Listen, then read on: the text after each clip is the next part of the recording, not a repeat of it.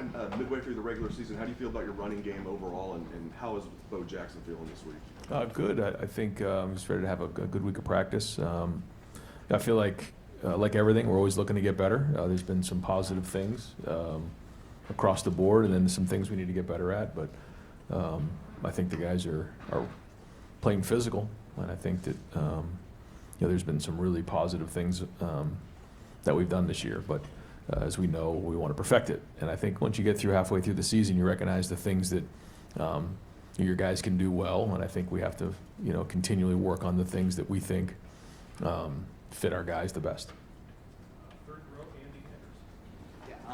Obviously some of the lean on the run game, and we asked you about it a little bit after the game, was with the short fields and wanting to finish off those drives. But when you're in a game where you're averaging less than 3 yards per carry, is there something about wanting to get the run game established now for when you need it down the stretch of the season, even if it's going through some growing pains? Right? No, for sure. But I think when you look at how many runs were inside the 10-yard line, and how many short yardage runs there were, I think overall efficiency was pretty good. But when you get into those types of situations, if it's 3rd and 2 and you make 3, it's pretty good. So I think that's more important. Look at the efficiency. We always want to be explosive. And yes, it's very important that we continue to get better, because we know we need the running game down the road. Ryan, the punting situation so far this year, how do you feel like you guys have done in that area of the game? Have you considered getting Nick McClarty in there at all? We've got him in there once before. We haven't punted a whole bunch. I think the sample size is probably a mixed bag right now. We need to continually look at it and evaluate it and make sure that we're doing what's best. But Joey will be our punter right now, and we work at it a lot. We'll work at it. It'll be the first thing we do on Tuesday, and I think we have the right guys in the game. We always take a look at that in terms of the protection and guys covering. So I think it's been solid, but I know we can do better. Coach, traditionally a tough place to go, Madison, with the fan base and everything. They're struggling a bit. What jumps out when you look at this football team? Well, they play hard, and they're well coached. I think maybe the easy thing to do is to look at their record, or look at maybe what happened last week and think that otherwise, but that's not the case. And this is a team that is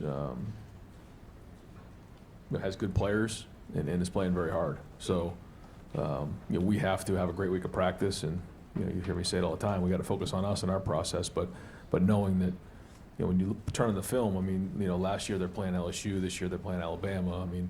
They're playing really good teams, and they've been right there with a bunch of them. So on the road, difficult environment, another big challenge for us. And I think it's important for us to recognize that this will be our 3rd game on the road in 4 games. Like, this is a big focus for us, this 4-week window, and we want to make sure we finish this thing strong, because I felt like going in we'd have an idea of what type of team we had, and knowing that going to Camp Randall is a huge challenge. So we got to go in and play our best football. We want to continually build, and so we need all hands on board. When you had a chance to get the film for Devin, how did that go on second look? And if Lorenzo were to miss any more time, would that still be the approach you guys would want to take? Yeah, I thought Jermaine, first off, did a great job inside, created 2 turnovers. Devin graded out well. Certainly it wasn't perfect. There was things he could do better, but for a young player to play with that type of confidence in that environment was a great sign. Early on, made a nice play on a PBU, and then continued to compete the entire game. So we do need to continue to build depth. There's other guys in that room that need to continually step up. They're working hard on special teams to find their chance to get on the field. But yeah, we'll see how Lorenzo feels this week. But I feel like we have at least created a little bit of flexibility and depth right there. I remember last year you guys talked about how the length of the season sort of influenced the way you guys were pushing tempo and sort of trying to reduce the wear and tear. This year again, you're kind of toward the bottom of the FBS and plays per game, plays per second, a lot of those stats. How do you balance that long-term equation with what you're trying to do kind of week to week, and and what factors that way now? Yeah, I mean, the first goal is to win. And when you look at it from that point of view, you do everything you can to win that game. But then you take a step back and figure what gives us the best chance to reach our goals. And that's the way we look at it. And, you know, the idea of quote unquote style points, I guess, was probably a little bit more important, you know, before the 12-team playoff. Right now, it's about winning games. And that's what our focus has to be now. You know, there's certain things that we're going to need to continue to win games that we have to continually make sure that we're focused on, recognize, and identify and address. So, you know, those are things that on Sundays we come in and figure out what went well, what we need to get better at, and then being able to adapt in game based on what's going on. But when you go on the road and you can take care of the ball and win the turnover battle 3-0, you know, you have to give yourself a great chance to win. And so, you know, that was the story of that game, in my opinion. But there's going to be other games, and we have to be able to adapt with those games based on what's going on, and that's our job, to be prepared for those. I know a few years ago when you were trying to revamp the defense, the secondary was a big part of that. And I think you've been one of the best defenses the last 3 years, but it seems like you had Jordan Hancock, Lorenzo, Jermaine now. You talk about that versatility and that depth. When you were trying to revamp that and you were talking to Walt and talking kind of the staff, was that versatility of like one of those things you were like, we need this to turn this around? I think it's been more of the conversation recently than maybe even back then. I think it's always good to have guys that can do multiple things, but as we sort of transitioned into the 3 safety system where we have 5 DBs on the field the majority of the time, that was important. But now more than ever, with the way things are in roster building, I think versatility is critical, and so each year it seems to be more and more of a point of focus for us. I know the NCAA approved the new transfer portal window.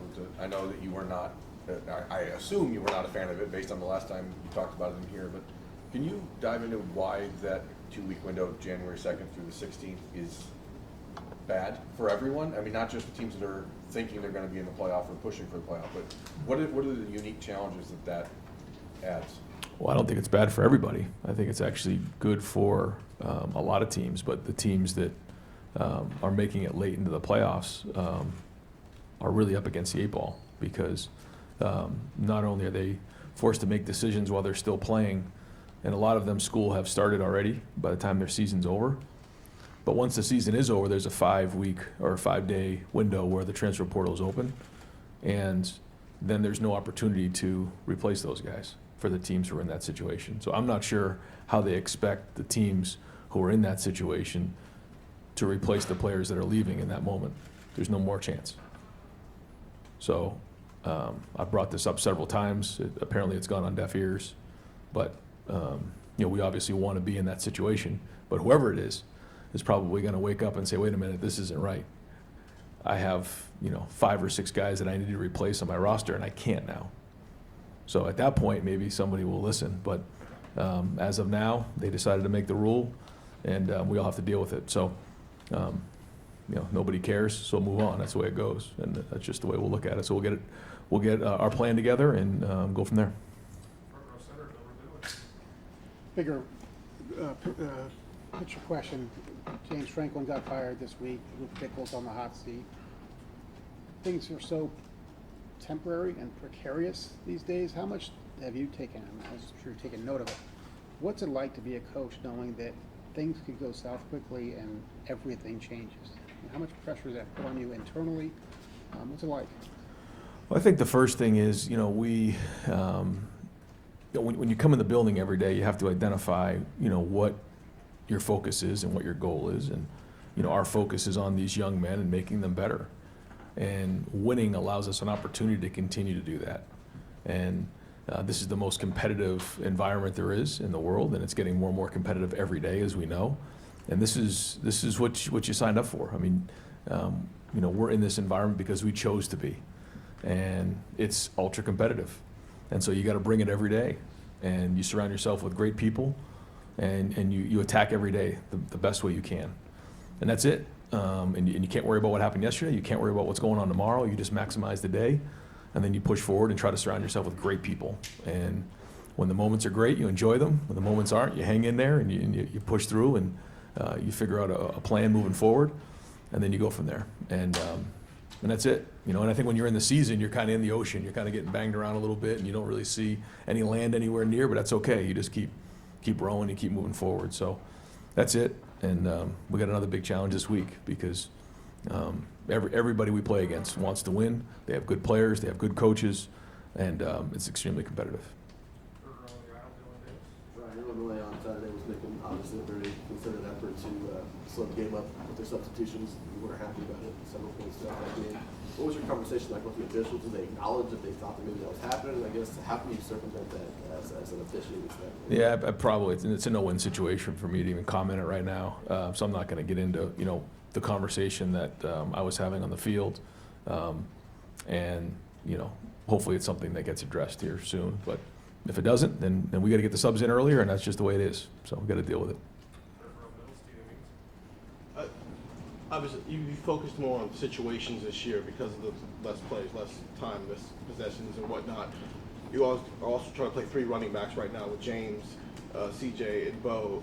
And obviously last year, it worked last year playing multiple running backs, getting those guys to the finish line. But in specific situations, could you just kind of break down what each of those running backs gives to you that would make them right for, I don't know, say a 3rd and 1 situation versus a 2nd and 2? They're trying to figure out which running back is best for those specific situations. Well, I think we all want them to have versatility because if you're just putting people in to do specific jobs, then you know what happens, right? The defense says, okay, he's only doing this. So we don't want to do that at any position. And so we want them to be able to do all things. We want them to be able to run. We want them to be able to run upfield, short yardage, red zone, protect, run routes, because once you become a one-trick pony, okay, when he's in the game, it's pass. When he's in the game, it's run. It's between the tackles. It's perimeter. It's those types of things. And so certainly, you can look at each guy and probably recognize their strengths and weaknesses, but we're always trying to, put them in a position to,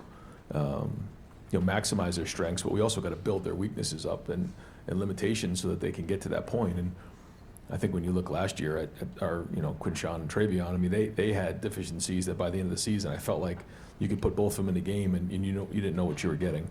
And that's the goal with our running backs now. And again, all built differently, but we're looking to get that, versatility across the board so we don't give away anything. I wanted to follow up on Austin's questions earlier, just about Devin and Jermaine. Yep. Even regardless of Lorenzo's status, was there part of the way Jermaine played that intrigues you about playing him inside a bit more, kind of getting him closer to the line of scrimmage with the ball and having him wreak havoc the way he did against Illinois? Well, when you make plays like that, you certainly draw attention and give the coaches different ideas to use you and utilize you. But Jermaine's very competitive, and he's a huge part of our defense. And we'll keep trying to figure out ways, whether it's situationally or even in 1st and 2nd down, to utilize those strengths. Because when you can play inside and outside and blitz, that's a strength, and that's versatility. That's why we can do so many things with Caleb. We can do so many things with Sonny, Arvell in different ways, and Jermaine's starting to show that he can do multiple things. So again, we give our defensive staff a little bit of time, and they'll come up with all kinds of different ways to utilize that. And that's something we try to really encourage. The more job descriptions you can do, the better we're going to be. So great to see Jermaine show up in big ways. Creating the turnover, in the slot on a PBU, and then coming off the edge for a sack fumble on a blitz. And we've worked hard on our blitzes to make sure that we're timing up, and the guys who are coming are skilled at blitzing. It's one thing just to blitz; it's another thing to actually use the techniques you need. And once you get there, create fumbles, because we've seen it before where guys have come, they're there, and didn't quite make the play. Not sure if maybe Jermaine had one early in the season where one of the guys spun out or whatever it is, but he's gotten better. I feel like we've gotten better at our blitzing, but it's something we're always working on. Saw Josh Padilla again up on the offensive line. How's he doing through these last Good. 2 games? Yeah, good. He's graded out, did a nice job. I think he played 14 plays in the game, and so as he continues to grade the way he does, he's a center / guard for us, and when we can do that, again, it's a strength of ours if we have depth, and he's giving us some of that. Even Ian Moore, who jumped in the game when Phil went down the other day. I feel like we do have some guys that are excited to get in the game. They've been working hard in practice, but it's good to see Josh getting some reps. He deserves it. Yeah, you touched on it briefly, Ryan, but when you have 3 road games in 4 weeks like this in the conference, what are some of the off-the-field things that make it difficult to have a stretch like that, and what are some of the things you can benefit from it on the field? Yeah, I don't know if it's difficult as it is. It's just it's a challenge for us. It's exciting. I think there's a lot of positives when you go on the road. I think our guys enjoy being on the road. A little less distractions. Everybody kind of together, hunkered together. Kind of a bonding opportunity at the hotel. When you go into the stadium, there's certainly the scarlet and gray up there and the Buckeyes who travel, but you kind of feel like you're on your own, and that you kind of gain your identity when you're on your own, just like in life. You know, you go to college, you gain your identity. You go off on a road, and you go to Washington, you go to Illinois, and now we're going to Wisconsin. You gain an identity, and I think it's exciting. I think there's a part of that is even, you know, you learn more about your team when you go on the road. So I don't think it's difficult. I just think it's a challenge. It's different. It's exciting. And we're excited to have another, you know, great environment on Saturday at 3:30, and another opportunity for our guys to grow and be in these type of environments and learn. Because as much as, you know, we have grown in the first 6 games, we still have a lot to work on, and these type of environments are great to get us stronger. Yeah, I think Bo and CJ's longest runs each on Saturday came when you guys were in 11 personnel. And I'm just curious, do you think you're getting what you want out of 12 personnel right now in the run game? Yeah, I think so. You know, it's a different. You know, the surfaces are different. You know, when you're in like the game with 1 tight end, 2 tight ends, and 3 tight ends, it all brings different things to the table. And then you look at the whole on.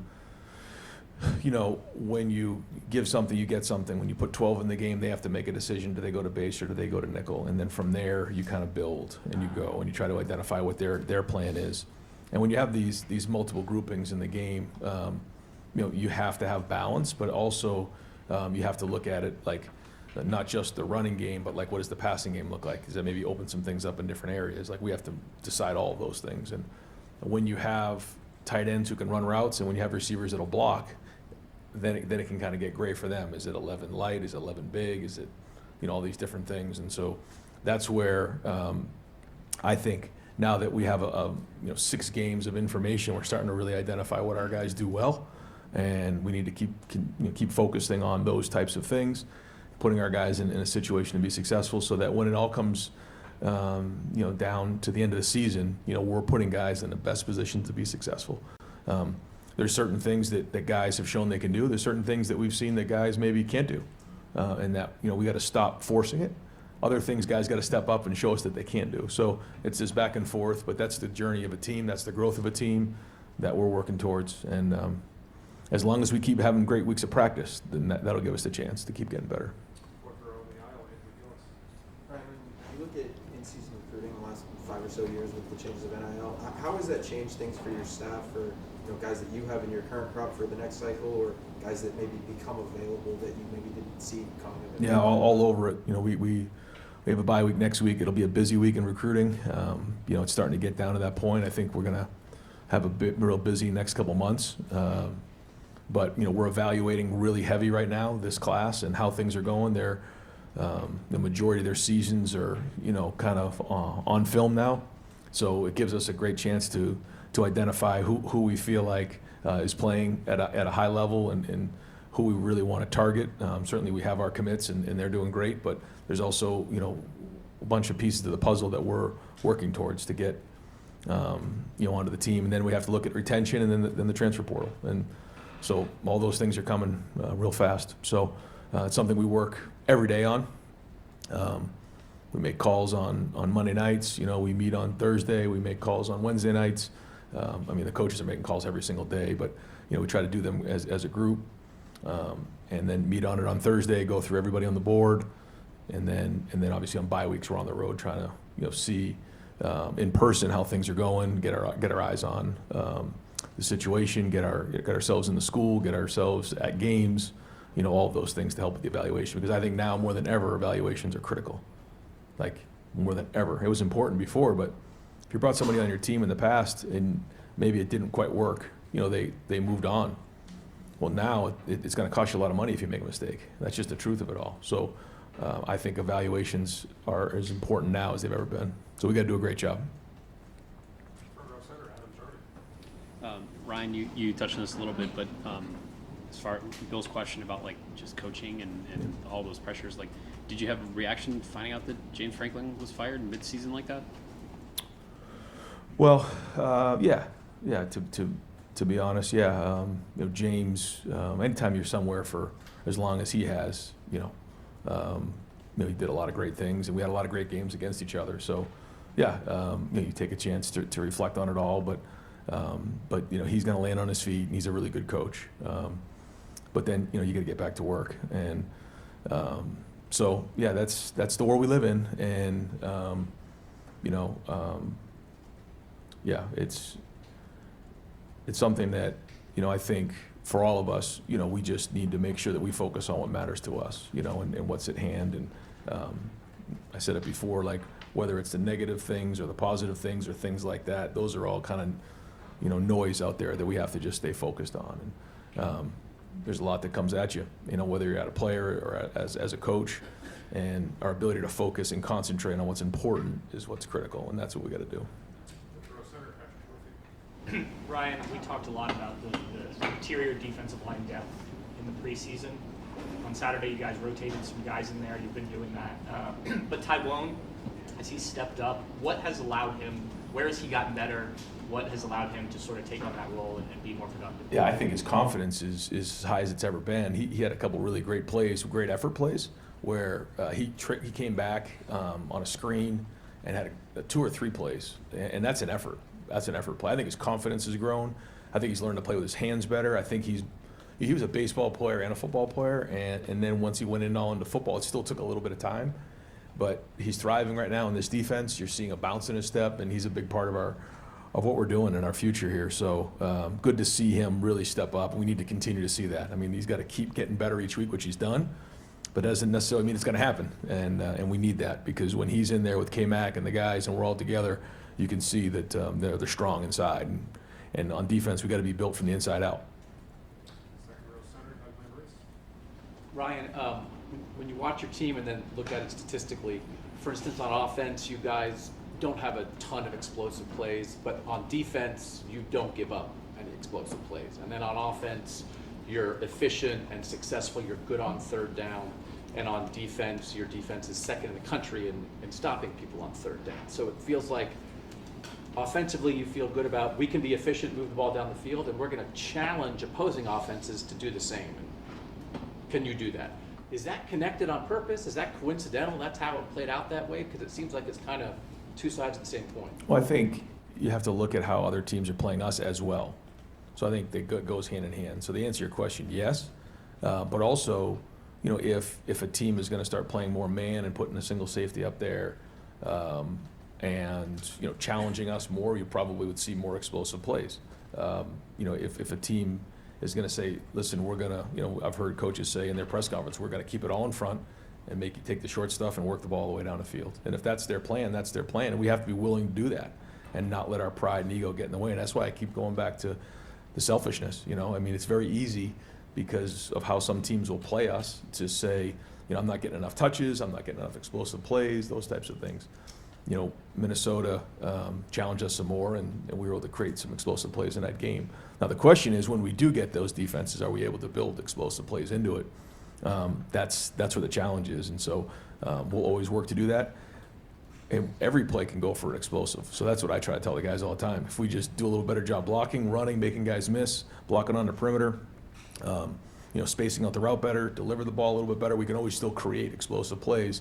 But I think to answer your question, I think it's yes, how we put together complementary game plans is important, but also we have to recognize how teams are playing us, and then we have to be able to adapt. But there's no question we always are looking to be explosive and want to be efficient. But defensively, you're glad you guys are limiting explosives on the other side.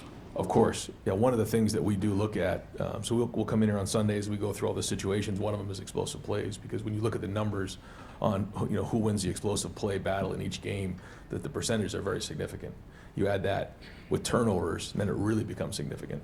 So but there's give and take to all of those things. And so we can't, it's not just one thing, as you know, but every little bit helps. And so I think the guys understand that.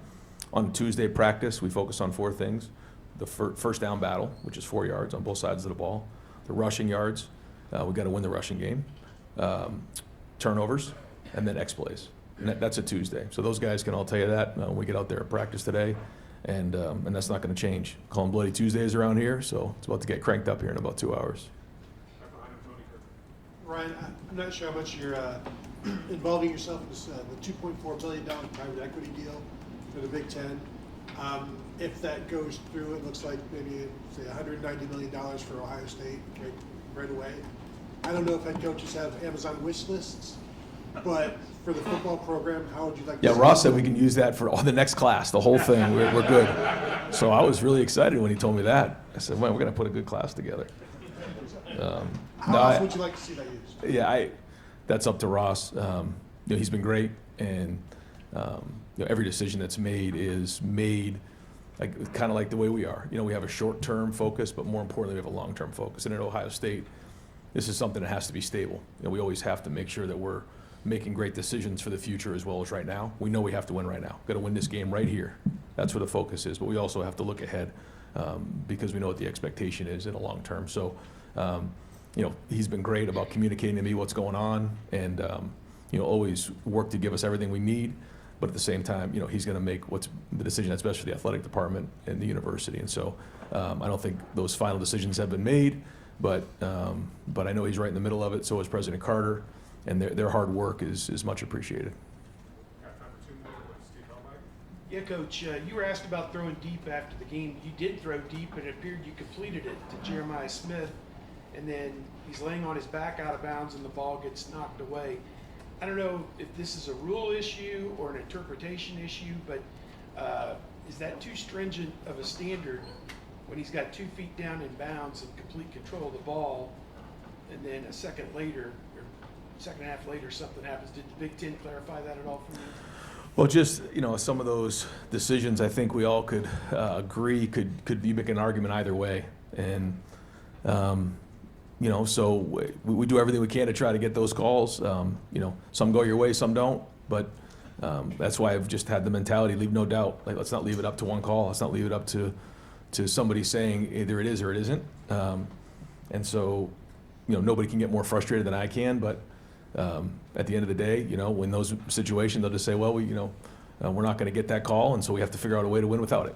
And that's it. Because it doesn't do us any good to, complain about it or anything like that, other than just to make sure that, the league knows that, we're watching and that, we expect to be, the refs to be fair, and that's it. So as long as that's the case, then we're good, and we're just going to focus on us.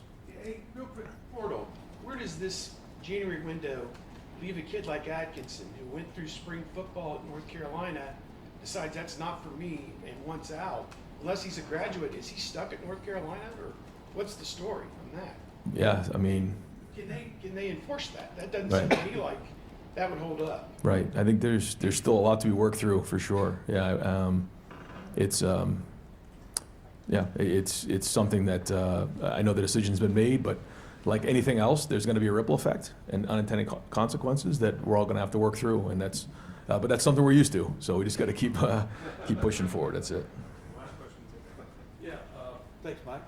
Compound question. Number one, or first part of it, what would be the ideal time for a transfer portal now that you've studied things, et cetera, or do you have that in mind? And number two, last week you emphasized, hey, this defense is playing really well, but some turnovers, forces of turnovers are really helping. Boom, you got it. What are you emphasizing this week? Well, it's everything. Whether it's special teams, punt return, kickoff return. I thought we had a nice kickoff return. Got us up to the 35-yard line. It's like you just keep swinging and fighting and cracking at the rock, and eventually it will crack. Or swinging at the rock, and eventually it'll crack. And that's it in all areas. So there's some things that we've seen that we have to continue to improve on. We talked last week. We hadn't got a bunch of turnovers, but we focused on it. We emphasized it, and all of a sudden it popped up. So that's got to be us moving forward. But there's a lot of other areas. As you know what they are. I won't get into them right now, but that's it, and that's the game. So, and again, that's the only thing we can do is get back to work. In terms of the portal, yeah, I just felt like it needed to be after the season was over. Wherever that is, and there's great conversation in the Big Ten head coaches about, some teams are on quarters, some teams are on semesters, some schools graduate sooner than others, and so there was a lot of great discussion on where that window should be, a lot of give and take. But that was the big thing for me, is that the season has to be over, and then at least we can make decisions from there.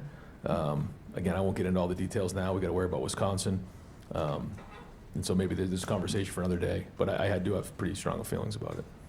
Yeah, thanks. Yep.